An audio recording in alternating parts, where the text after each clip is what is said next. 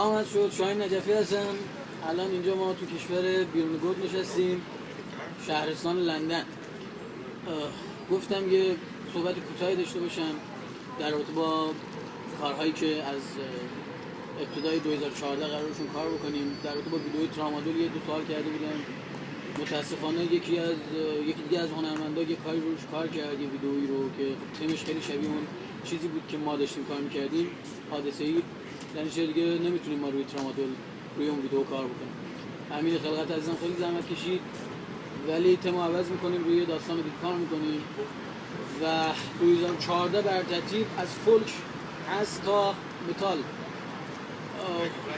امید داریم که به هر حال کارا رو وقتی دنبال میکنید تدبر بکنید و تیزهوشانه و زیرک پیگیر قضایا باشید، در انتها هم بخندید.